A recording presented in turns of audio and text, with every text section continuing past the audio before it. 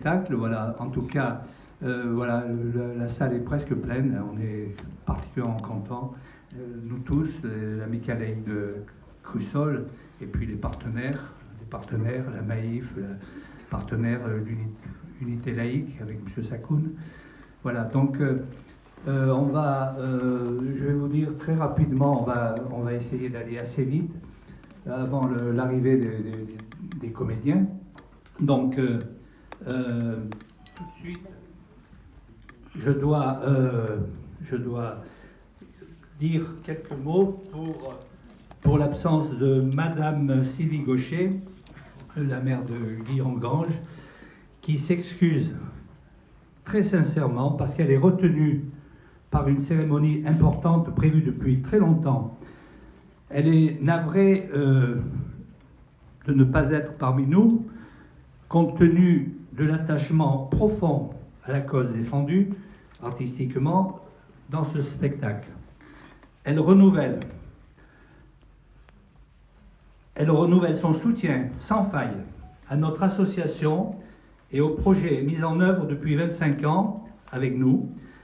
Son équipe et elle souhaitent à tous une excellente soirée et une parfaite réussite. Donc voilà, merci à Madame le maire. D'ailleurs, la municipalité, depuis très longtemps, nous soutient dans les projets qu'on mène, et celui-ci, entre autres, et puis après, il y en aura d'autres.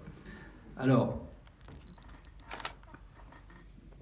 merci donc à la ville de Saint-Péray, merci à l'Association nationale Unité laïque, merci à la mutuelle d'assurance Maïf, qui nous soutiennent, qui nous ont soutenus d'une façon importante, à la fois sur le plan logistique, sur le plan financier. Dans cette soirée théâtrale à l'Agora, l'Agora maintenant qui est située sur une place qui a été baptisée l'an passé Place Molière, avec beaucoup de manifestations pour les 400 ans de Molière. Donc on est sur la place Molière, comme il y a une place Molière aussi à Saint-Péray. Voilà. Donc le programme, je vais aller très vite, mais le programme de 2023, il y aura 3 pièces de théâtre sur le thème des passeurs de lumière. D'abord, Manouchian, un résistant, ensuite Jean Zay, l'homme complet, et enfin Victor Hugo, un géant dans le siècle. 3 pièces de théâtre qui auront lieu ici ou à Saint-Péray, notamment Victor Hugo. Voilà.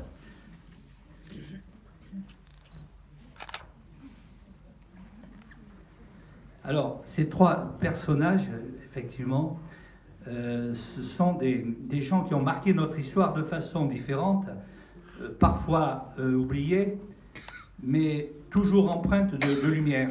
Les lumières. La lumière, celle de la liberté, la lumière du courage, la lumière de l'engagement, contre toute forme d'obscurantisme. Voilà le thème de l'ensemble de ces 3 pièces de théâtre. Alors ce soir,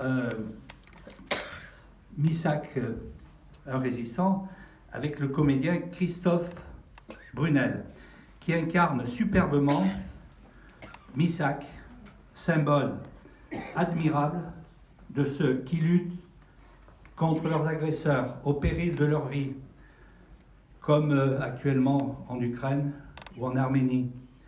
Douloureuse actualité. Notre association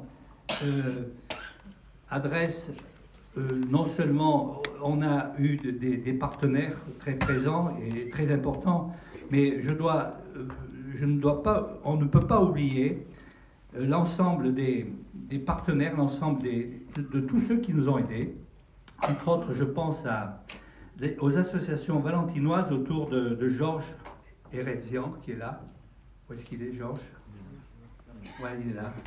Qui a fait un gros travail de médiatisation, de diffusion sur la ville de Valence. Je pense à Krikor Amirzarian. Est-ce qu'il est là? Il est là. Il est là, voilà. Merci à vous. Je pense à Jean-Marc Abattu. Jean-Marc Abattu, est-ce qu'il est là? Voilà, Jean-Marc Abattu qui a envoyé des milliers de contacts. Voilà. Je pense au Centre du patrimoine arménien qui nous a aussi beaucoup aidé en envoyant des quantités de messages. Voilà.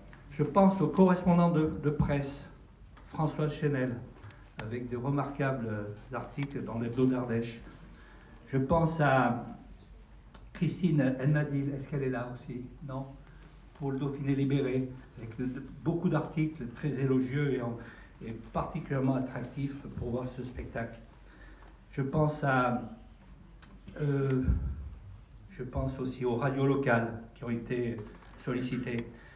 Je pense donc au délégué Maïf autour de Pascal Bousquet, ici présent, qui va vous dire deux mots.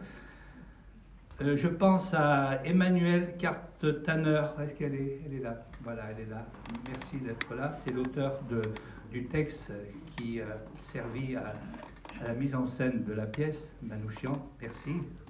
Venu de loin, de Lyon, n'est-ce pas? Voilà, merci. J'en profite pour dire qu'il y a là quelques livres qui seront vendus à 5 € à la sortie, mais il n'y en a que 9. Voilà. Donc, ne vous battez pas, mais vous pourrez en commander par la suite. Voilà. Et une mention particulière dans toutes ces aides, tous ces soutiens, toutes ces diffusions, tout ce travail qui a été fait, parce que avoir la chance de réunir 200 personnes pour un sujet qui est quand même difficile, on est extrêmement content et on vous remercie tous, et on remercie notamment tous ceux qui ont participé à la mise en scène de ce spectacle. Une mention particulière pour la secrétaire bénévole permanente, qui est d'autre part a beaucoup aussi de fonctions dans l'association. Je voudrais que vous l'applaudissiez, c'est Daniel Cardone.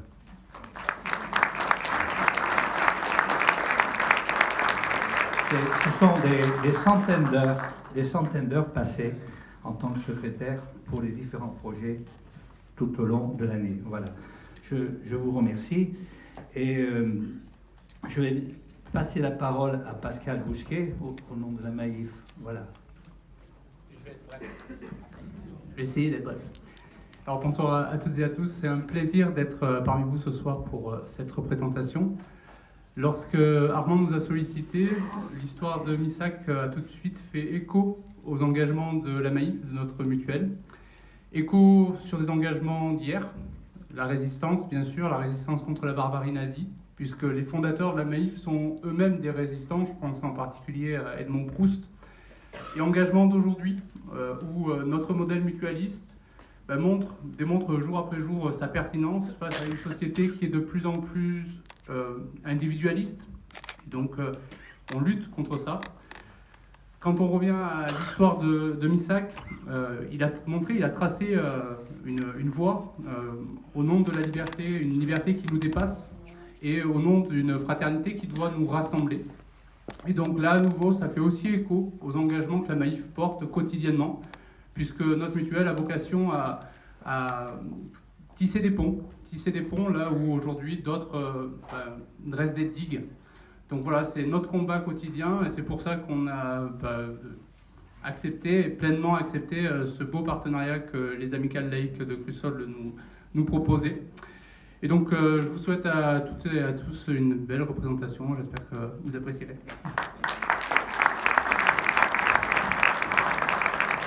Merci à Pascal et à la Maïf. Donc, on donne la parole à M. Jean-Pierre Sakoun, qui est le président national d'une association qui s'appelle Unité laïque et qui va vous parler de l'entrée de Manouchian au Panthéon. Voilà.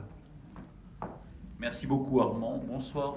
Et je suis très heureux d'être là et de vous voir aussi nombreux pour une personnalité aussi extraordinaire. Je vais prendre quelques minutes de votre temps, mais j'espère que vous en retiendrez les éléments qui vous permettront de nous soutenir jusqu'à l'entrée de Missac au Panthéon, qui aura lieu, nous l'espérons tous, d'ici une année. Dans le courant de son action pour obtenir l'entrée de Missac Manouchian au Panthéon, symbole des étrangers dans la résistance, l'association Unité laïque que je préside est heureuse d'apporter son soutien à cette manifestation ce soir, qui fait écho à une dimension essentielle du personnage de Missac, l'art. Et pour paraphraser Aragon, il est bon de redire que ce qui nous habite et nous obsède et nous pousse à dire à voix haute que la place de Misak Manouchian, poète et résistant, est au Panthéon. Misak Manouchian, arménien, apatride, rescapé du génocide des Arméniens par la Turquie, amoureux de la France et de ses principes, de ses poètes, de ses peintres, fut un citoyen sans en avoir le titre. Ceux que nous voulons honorer à travers lui avaient compris cette magnifique invention des Lumières et surtout de la République, la construction d'un peuple par l'adhésion à ses idéaux et à ses principes émancipateurs, et non par le sang, la race, l'ethnie, la soumission à un souverain de droit divin ou à un Dieu tout-puissant. Pour lui, pour eux, la référence à la Révolution française était explicite dans leur engagement. Certains des groupes des FTP et MOI s'appelaient Valmy, Liberté, Carmagnole. Pour ces réfugiés, tous ces réfugiés immigrés communistes, juifs, arméniens, espagnols, polonais, roumains, hongrois, italiens, tchèques et d'autres encore, avaient lu Victor Hugo. Ils avaient appris liberté, égalité, fraternité, et ils croyaient dur comme fer que les révolutions socialistes auxquelles beaucoup avaient participé étaient les filles de la Grande Révolution. Et quand la guerre fut déclarée en septembre 1939, ils s'engagèrent tous. Et lorsque la défaite foudroyante abattit le pays, il fut encore parmi les premiers à vouloir reprendre la lutte, malgré pour beaucoup d'entre eux les hésitations du Parti communiste auquel ils appartenaient et qui plongèrent la plupart d'entre eux dans les déchirements et l'incompréhension. Ils le firent parce que la France était un pays qui, dernier à résister au fascisme sur le continent européen dans les années 30, les avait reçus et protégés. En mars 1944, le mouvement national contre le racisme, créé par la section juive de la MOI, proclamait que tous ces étrangers, reconnaissant à la France de les avoir recueillis alors qu'elle était libre, manifesteraient jusqu'au sacrifice leur attachement à leur patrie d'adoption. C'est pour cet idéal de la République émancipatrice que ces femmes et ces hommes ont pris les armes. Ils savaient qu'ils défendaient la République universelle en défendant la République française. Ces résistants furent présents dans plusieurs organisations de résistance. C'est pourtant au sein des francs-tireurs et partisans main-d'œuvre immigrés, les FTP-MOI, qu'ils se regroupèrent dans le plus grand nombre. Ils avaient, comme disait Aragon, bien qu'à prononcer leur nom soit difficile, tout compris de ce qu'est la France, un pays dont on est citoyen par l'adhésion volontaire à des principes et des idéaux généreux et novateurs. Et parmi ces héros, l'affiche rouge fit du groupe Manouchian le plus beau symbole de ces Français de préférence, et de leur chef, Misak, le symbole des symboles, la quintessence de l'héroïsme et de l'adhésion profonde aux principes et aux idéaux de la Révolution. Lui qui en avait épousé la langue et la littérature. Souvenons-nous que dans sa dernière lettre, c'est en français, lettre datée du jour de son exécution par les nazis, qu'il écrivait ces mots « Je suis sûr que le peuple français et tous les combattants de la liberté sauront honorer notre mémoire dignement. Ces étrangers, comme le dit l'historien Denis Péchanski, se battaient jusque-là en France et avec la France. Ils le firent dès lors pour la France, ils étaient la France. Ces mots nous obligent. Ils exigent que nous remplissions enfin notre part du contrat moral auquel ils nous engagent.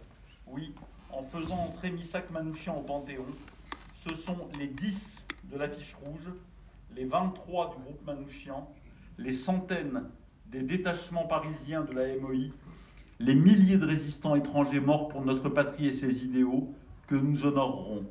Et il n'est pas indifférent que Misak soit aussi le porteur de la mémoire du premier génocide du XXe siècle. En le faisant, c'est nous-mêmes que nous honorerons en payant notre dette à tous ceux qui criaient « la France » en s'abattant, comme le dit Aragon, et pas n'importe quelle France, la France de Carmagnole, de Valmy et de Liberté. Une rumeur tenace, dont nous ne pouvons ni confirmer ni infirmer la véracité, dit que Misak, lors de sa dernière nuit en prison, à Fresnes, avant d'être transporté au Mont-Valérien pour y être exécuté avec ses camarades, a chanté pour s'étourdir, se gaver de beauté, avant de quitter ce monde, pendant des heures de Tosca. C'est peut-être la plus magnifique réponse au nazisme. Qui mieux que Misak Manouchian, symbole de tout ce que la France a accueilli, déshérité, souffrant, et qui le lui ont si bien rendu en devenant ses fils, pourrait illustrer cette fameuse adresse aux grands hommes, la patrie reconnaissante. Je vous remercie.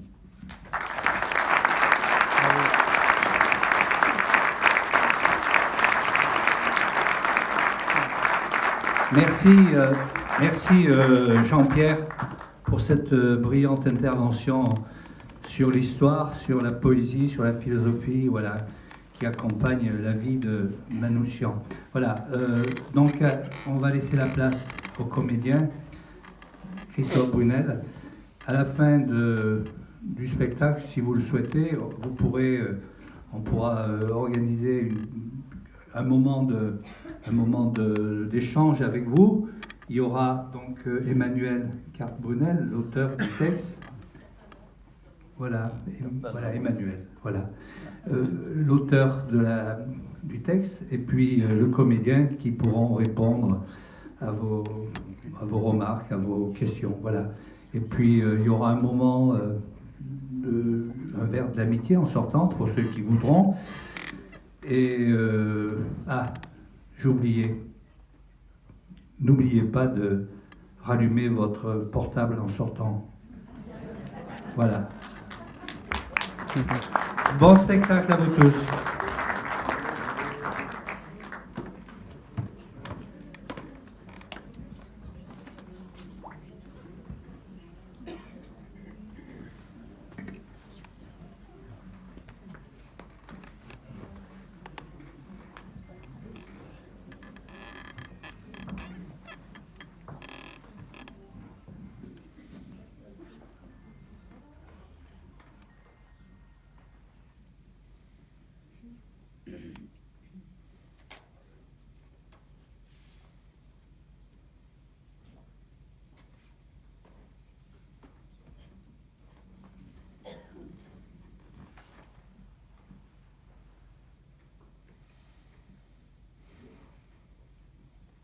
Ma chère Mélinée, ma petite orpheline bien-aimée, dans quelques heures, je ne serai plus de ce monde. On va être fusillés cet après-midi à 15 heures. Cela m'arrive comme un accident dans ma vie. Je n'y crois pas, mais pourtant, je sais que je ne te verrai plus jamais. Que puis-je t'écrire? Tout est confus en moi et bien clair en même temps. Je m'étais engagé dans l'armée de la libération en soldat volontaire et je meurs à 2 doigts de la victoire et du but. Bonheur à ceux qui vont nous survivre et goûter la douceur de la paix et de la liberté de demain. Je suis sûr que le peuple français et tous les combattants de la liberté sauront honorer notre mémoire dignement. Au moment de mourir, je proclame que je n'ai aucune haine contre le peuple allemand et contre qui que ce soit. Chacun aura ce qu'il méritera comme châtiment et comme récompense. Le peuple allemand et tous les autres peuples vivront en paix et en fraternité après la guerre qui ne durera plus longtemps.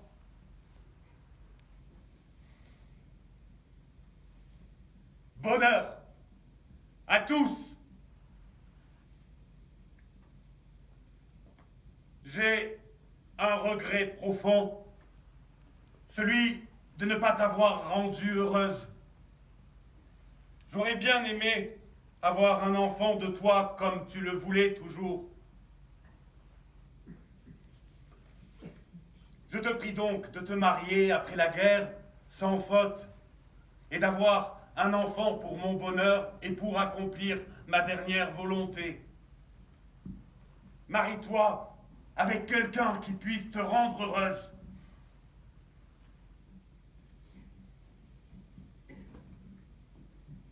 Tous mes biens et toutes mes affaires, je les lègue à toi, à ta sœur et à mes neveux.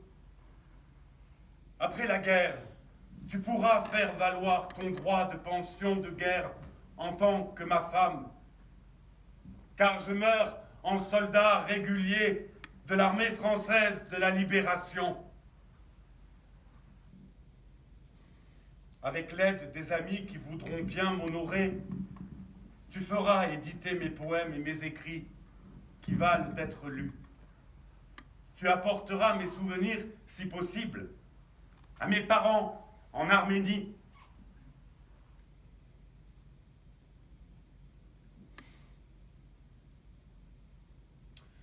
Je mourrai avec mes 23 camarades tout à l'heure, avec le courage et la sérénité d'un homme qui a la conscience bien tranquille, car personnellement, je n'ai fait de mal à personne. Et si je l'ai fait sans haine.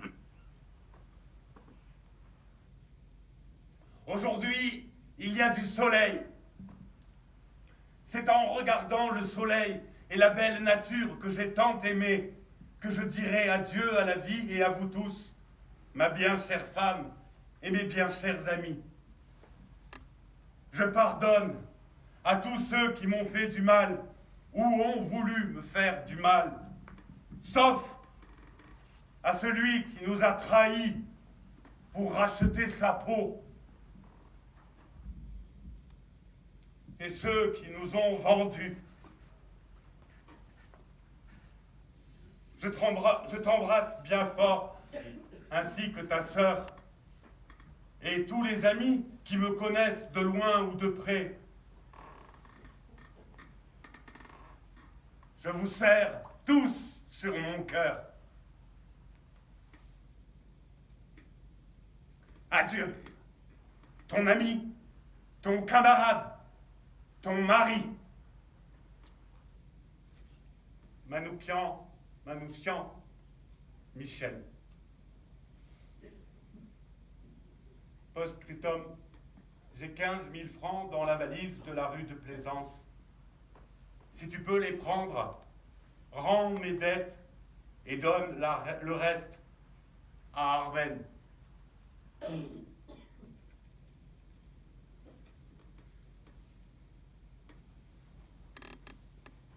Cette lettre, c'est Missak Manouchian qui l'a écrite à sa femme Mélinée, quelques heures avant d'être fusillé par les Allemands au fort du Mont Valérien, le 21 février 1944.